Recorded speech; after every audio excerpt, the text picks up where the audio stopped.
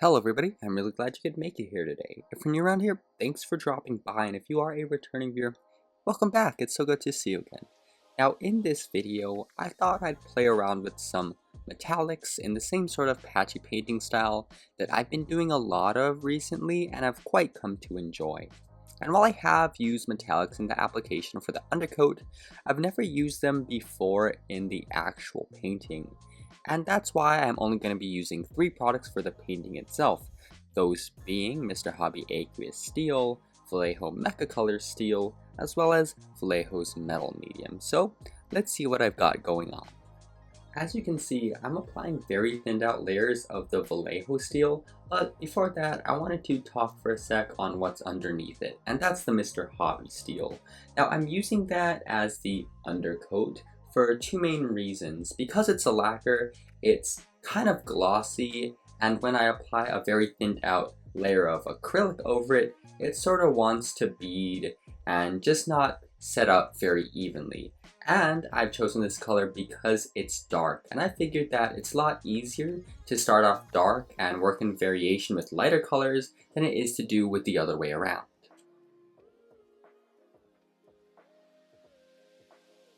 So that first coat has dried and there really isn't much going on, but that's perfectly okay because I'm going to be applying more and more coats of that Vallejo Steel. And as you can see, I'm applying this coat in stippling motions because I do want this to have a mottled and patchy appearance. However, I was doing some earlier tests before I was shooting any video, and I have to say, the way you're seeing me apply this paint now, it is a bit too thick for my personal taste. That may differ depending on your own. I would have thinned this out a bit more because when I thin out paint and apply it in this fashion, it ends up being less dark. It's a lot more subtle, and that's just what I prefer. And I'll be showing you the results of those previous tests with the finished shield in just a sec.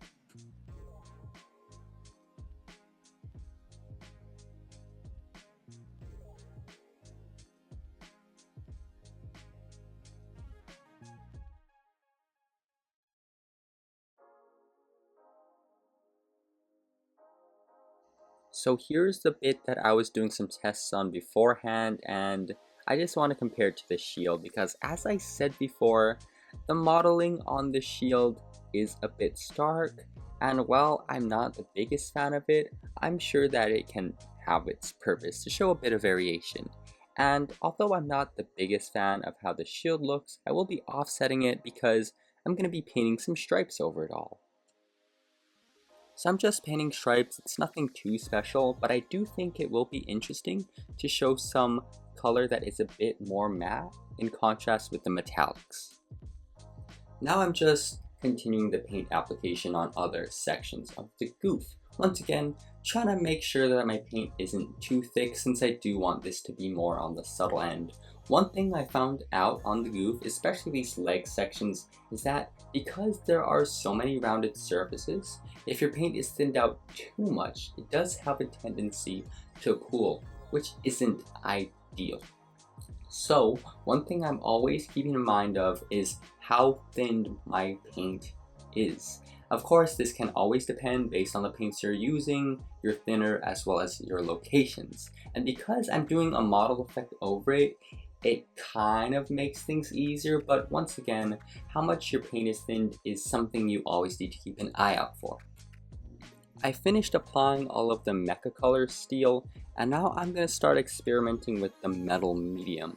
Now this is a product that you usually use to mix with your paints to make them metallic, but you can use it on its own, and that's what I'm doing here. I chose this product because it's a silvery type of color. It is similar to the Mecha Color Steel, but it is that bit different, and I chose it because I wanted some variation in the modeling, at least in terms of shades.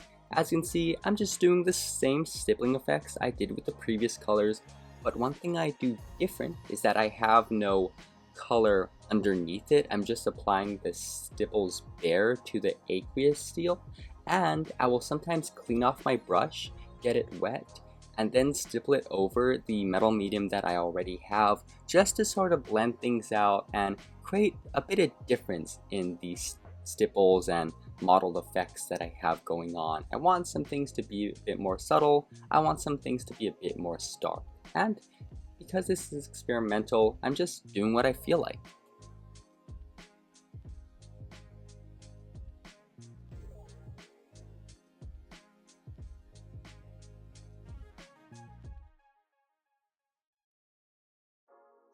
I'm going to be doing some weathering, but keeping it very minimal, just because I don't want to detract from all of the metallic effects that I was able to get so far.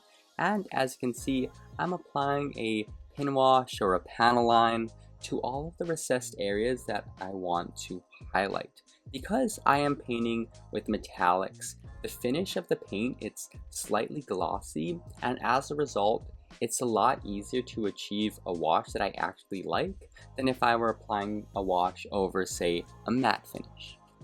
It's something that I'll have to keep in mind with my future weathering, because while I've always heard that it's best to apply your washes over a smooth surface, it's something I've never really listened to and done until now, and I think the results speak for themselves.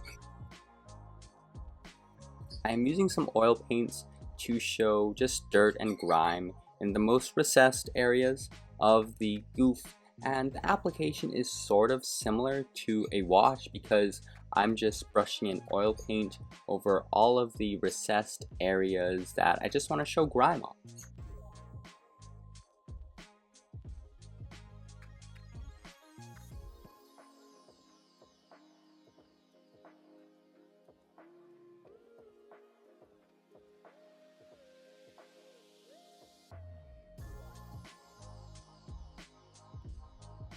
So now I'm just going to blend out my oil paints with a combination of both vertical streaks and tapping motions. And the brush I'm using for this is one very ragged because I've used it a lot in oil paint weathering, but more importantly, at least for me, is that it's very dry. It's just ever so slightly soaked in thinner, and for this I dip it in my thinner, of course, and then I wipe off, I'd say 90% of it, either on a paper towel or on my skin, which isn't the healthiest thing ever, I'd imagine, but it does the trick, so no complaints in regards to that. So the reason why I want my brush so dry is for a few main reasons. The first is that it doesn't get rid of all of my oil paint, but more importantly is that I have had experience where the thinner I use cracks bandized plastic. It does seem a bit more fragile than the armor kits that I've worked on in the past, and I just didn't want that to happen, especially with all of the neat metallic effects that I've got going on.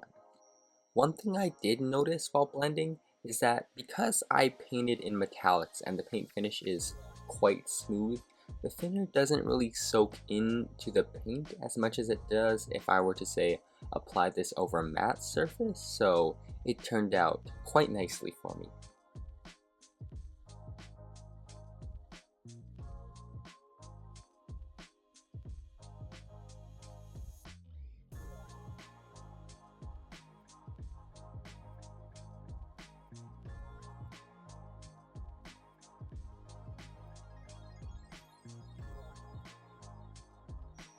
And here's the Gouf. I did give it a matte coat off camera, but that's because I use a rattle can. And here it is. I'll be showing some close-up pictures in just a sec so you can actually see the effects in better detail, but for a first attempt in just general painting with metallics, I am quite pleased. But let's say you like a modeled appearance, but not the matte and weathered finish. Well, if you take some Tamiya clear blue, as well as some, I don't know, Mr. Hobby gloss, you can achieve something like this. After painting this petite guy the exact same way as I did the Gouf, I gave it a coat of gloss, then a coat of clear blue, then 2 additional coats of the gloss, and for each of the coats I allowed for a full 24 hours of drying time. And it's quite neat. I mean, you can see the reflection of my cutting mat in that gloss. It's something I've never really done before, and I have to say, I am a fan.